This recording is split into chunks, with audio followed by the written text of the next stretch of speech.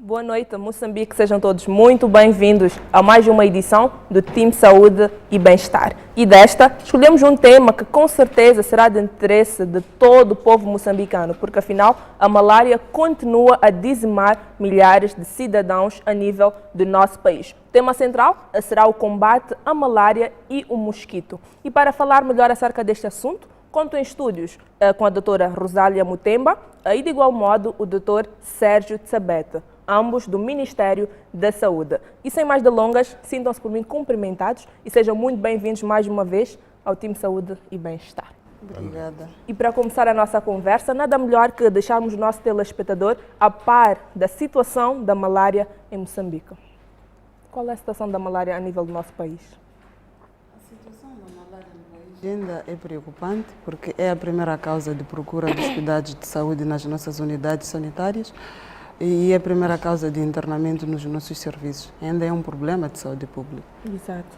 E podemos considerar a malária a principal causa de mortalidade infantil? Dr. Tsabete. Sim, podemos considerar. Se tivermos em consideração que a criança faz parte do grupo vulnerável. Okay. Então, sim, a criança, a mulher grávida e pessoas vivendo com doenças crónicas fazem parte do grupo mais vulnerável nesta doença, okay, a malária. E para que a criança não possa ser uma das partes mais vulneráveis a ter a malária, o que a mãe, a mulher grávida neste caso, deve fazer para que possa salvar a vida da sua criança? Nesse âmbito, estamos a distribuir redes mosquiteiras nas consultas pré-natais, que durante a gravidez protege a mãe, como ela é vulnerável nesse período de gravidez. E quando tiver o bebê, também tem que pôr a criança dentro da rede. Ok. Sim. E de acordo com algumas investigações que estava mesmo a fazer, pude ver que infecções repetidas da malária podem contribuir para o desenvolvimento da anemia por parte da criança. Isto constitui verdade ou nem por isso? Bom, sim, constitui a verdade porque a anemia é um dos sintomas da malária. E quando a mãe quando está grávida e está com anemia, consequentemente a criança que nasce também nasce com anemia. Ok.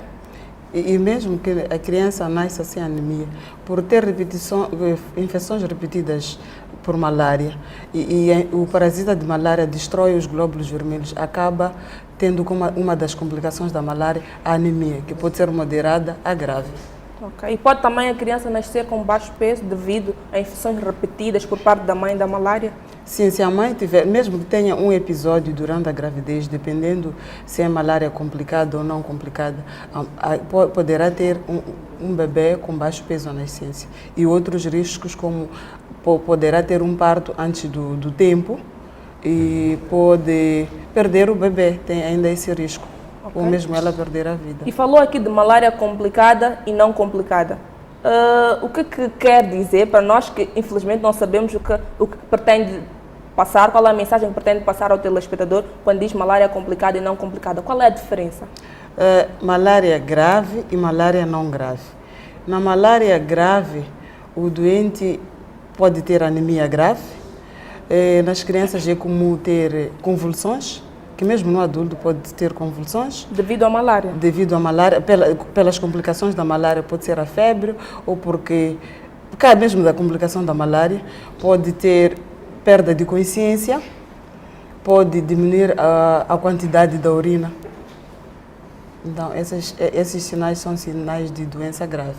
E na malária não grave, o doente apresenta-se com dor de cabeça, dor das articulações, um mal-estar geral e febre. Okay. E esta malária grave está de uma ou de outra maneira associada à malária cerebral? A malária cerebral também é um dos sinais ou sintomas da malária grave, como estava a dizer o Dr. Rosário. Ok. Existem pessoas que dizem que foram ao hospital, tiveram o diagnóstico e têm malária de 1, 2 cruzes. Como é que podemos nós diferenciar esta coisa da malária de uma cruz, 2, 3, 4 cruzes? Bom, talvez dizer que não existe malária de 1, 2, 3, 4 cruzes. Okay. O que existe é malária simples e malária complicada. Como estava a explicar o Dr. Rosário, tem malária grave e malária não grave. Então, o que as pessoas tentam explicar, durante a análise, quando faz o diagnóstico, nós, a partir do sangue que a pessoa, quando a reserva de sangue é retirada, para vermos a proporção de parasitas que estão no sangue da pessoa. Então não temos nenhuma, como que eu vou explicar, não tem nenhuma cruz nem duas cruzes, mas sim nós calculamos a proporção de parasitas que contém o sangue dessa pessoa. Ok. Então a partir daí nós vemos se esse número a pessoa tem malária ou não, a partir do diagnóstico. Ok.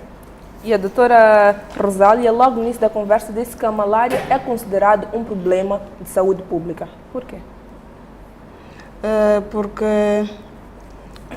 ainda é a principal causa de ida à unidade, de procura dos cuidados de saúde, do internamento, e além disso investimos mais para a malária, para ver se diminuímos o impacto da malária, porque acaba afetando o grande bolo do orçamento para a saúde cai, tem que se investir na malária, e as pessoas, quando estão com malária, acabam perdendo, gastando o pouco dinheiro que têm para fazer outras atividades, e as pessoas têm tido vários episódios de malária, uma doença que é mais comum e afeta mais a população.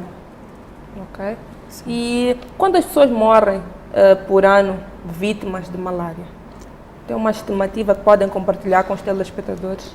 Bom, se olharmos para os números que foram reportados ou notificados no ano passado, refiro-me a 2014, são cerca de 3.000 pessoas que morrem por malária.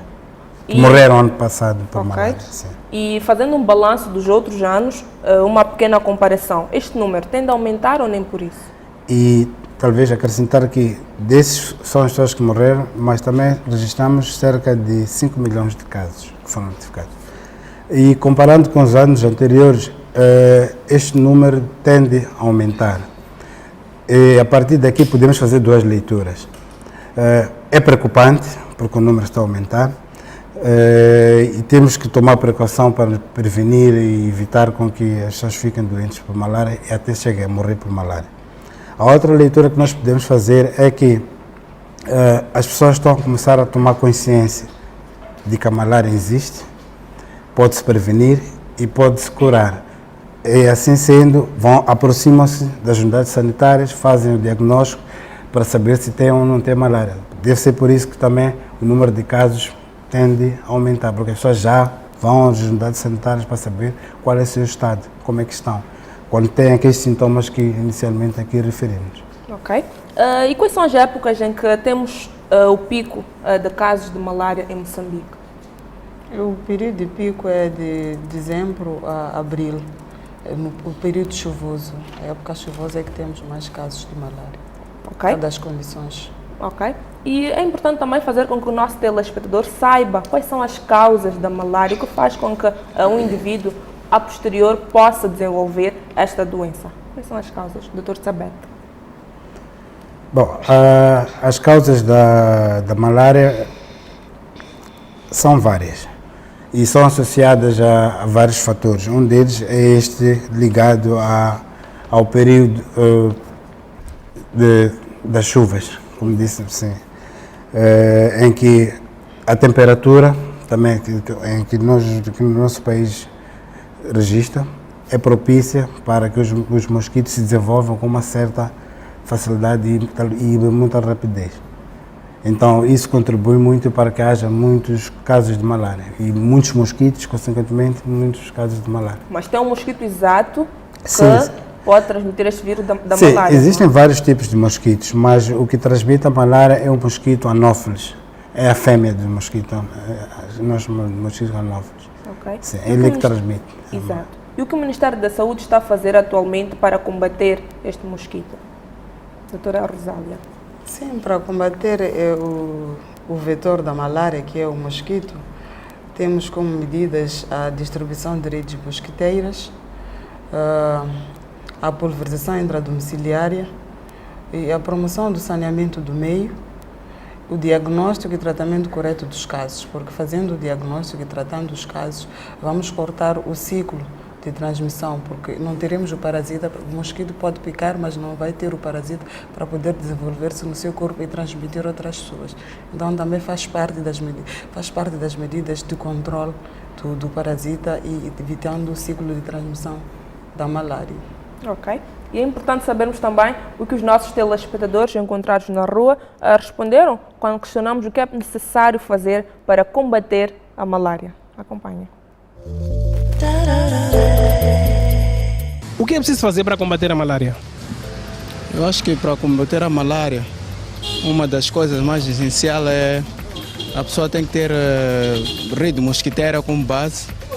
Agora, há outros mecanismos que a gente usamos ultimamente. Temos o Baygon,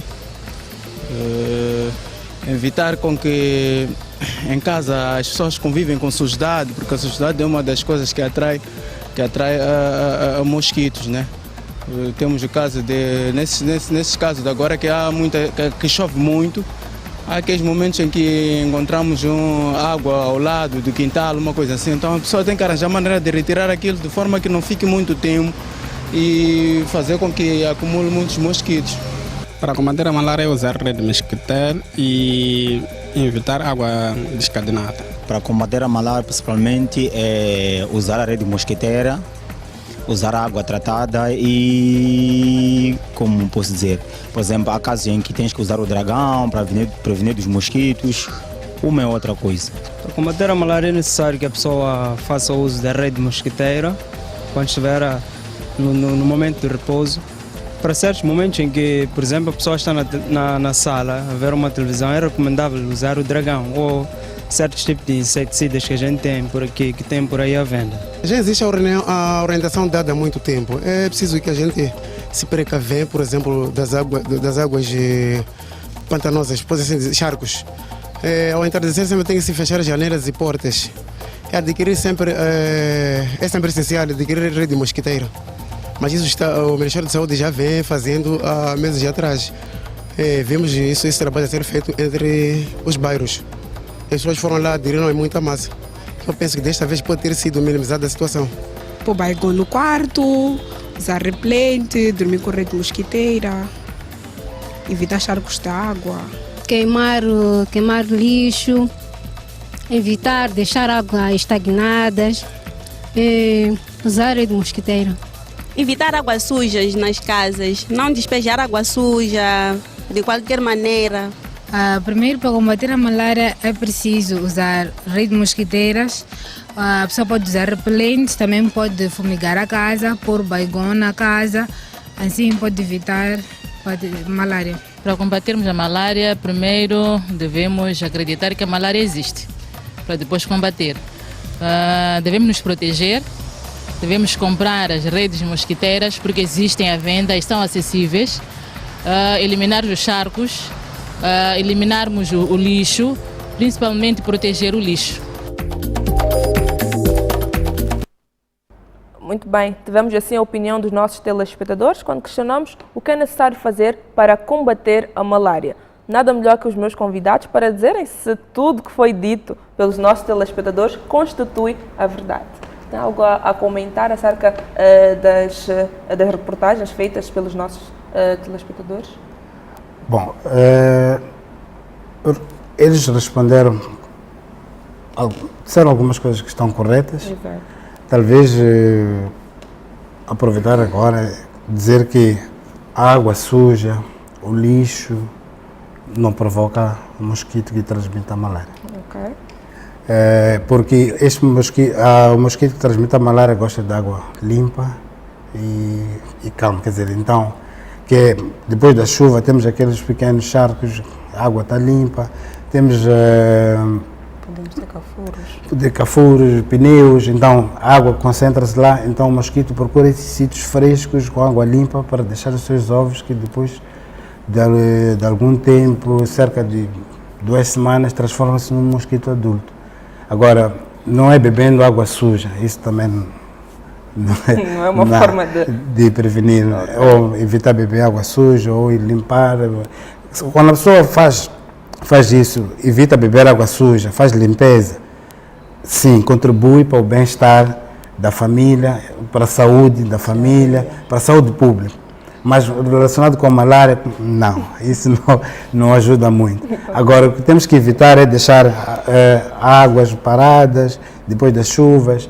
Se temos recipientes que conservam água dentro de casa, temos que tapá-los para evitar que o mosquito vá lá deixar os seus ovos.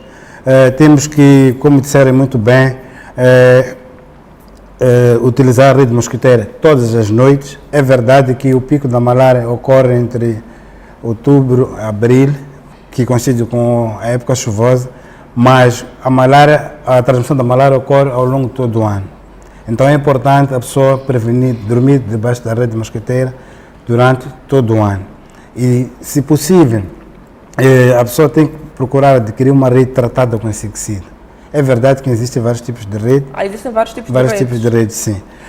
Mas a rede que nós, o Ministério da Saúde, através do Programa da Malária, distribui através de campanhas ou na consulta pré-natal, são redes tratadas com inseticida de longa duração. Essas redes repelem e até matam os mosquitos. Mas agora existem outras redes que estão no setor informal, no setor privado, em que nós já vimos que não são tratadas, mas criam uma barreira física entre a pessoa que está dormindo na rede e o mosquito. Depois também pode colaborar, durante aquele período em que nós fazemos as campanhas de pulverização, as pessoas devem colaborar abrindo as portas, cumprindo com as recomendações que são deixadas pelos rociadores, aqueles que fazem pulverização. Isso também vai ajudar com que diminua o número de casos e não haja malária no seio dessas famílias ou naquelas comunidades. Ok. E alguns telespectadores falaram também do dragão, do baigon e por aí fora. Isto também pode ajudar no combate à malária, doutora Rosália? Sim, podem usar, sim, para evitar o contacto com o mosquito, porque são produtos que foram aprovados pela OMS. Todos esses produtos, desde o momento que sejam aprovados pela OMS, estão aprovados, podem usar como proteção para não serem picados com mosquito. Ok. Fazendo um balanço, sentem que as pessoas têm aderido às redes mosquiteiras?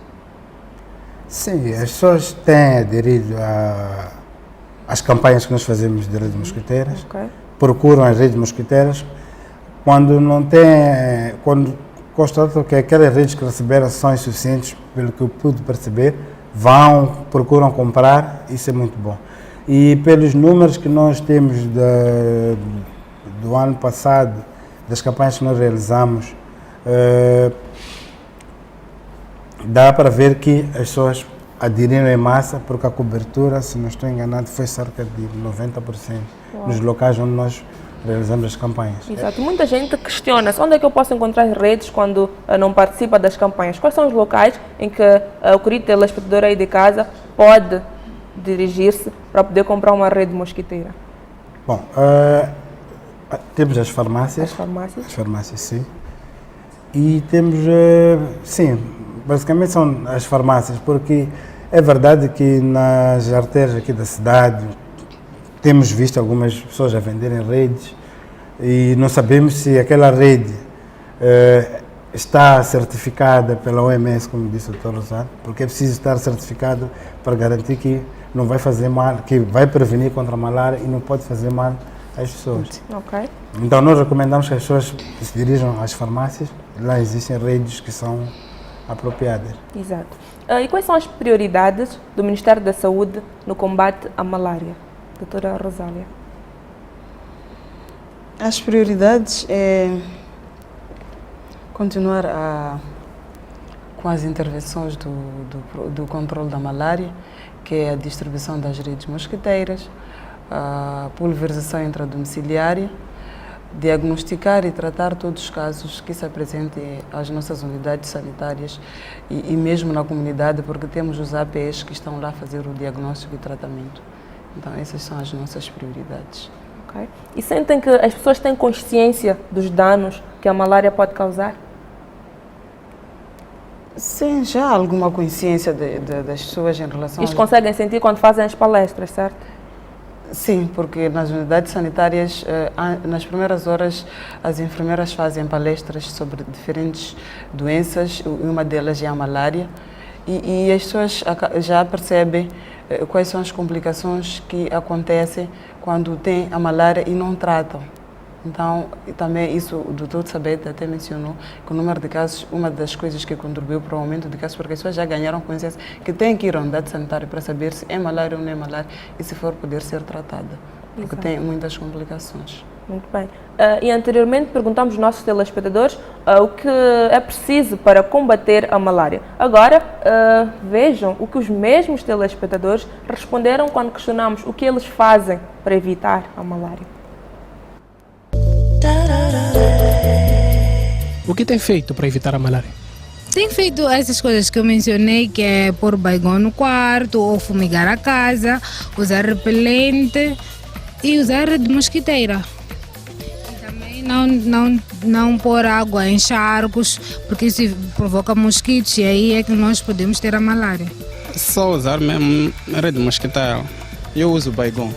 Por vezes tenho a rede mosquiteira, mas não tanto, como faz muito calor, tenho usado o baigão. Eu principalmente uso o dragão e a rede mosquiteira. A rede mosquiteira, agora que é tempo chuvoso, nem sempre que eu uso água tratada, mas por enquanto, uma e outra vez uso. Para mim, na minha situação, eu uso apenas a rede mosquiteira no meu quarto, apenas, como a maior parte do tempo passo no quarto. Eu tenho com essa rede mosquiteira e sempre fecho as janelas e portas ao entardecer, é isso que tenho feito. Eu cumpro sempre com aquilo que são as orientações dadas pelo Ministério da Saúde. O baigão no quarto, usar repelente, não ter águas paradas em casa. Evitar deixar lixo, né? Muito acumulação de lixo, dormir na rede mosquiteira, evitar também deixar a água estagnada, também provoca mosquitos. O que eu tenho feito é fazer o controle aos miúdos em casa.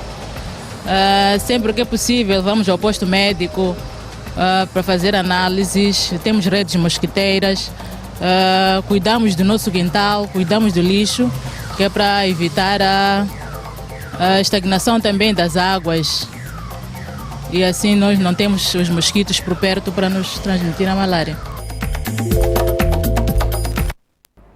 Muito bem, tivemos aí a opinião dos nossos telespectadores. É sempre bom saber que você aí de casa tem feito alguma coisa para combater a malária. E tivemos uma telespectadora que disse também que regularmente vai com os seus filhos ao hospital para fazer, para saber se tem ou não a malária. Mas é importante sabermos quais os sintomas da doença, certo? Sim. E sem mais delongas, quais são os sintomas da malária?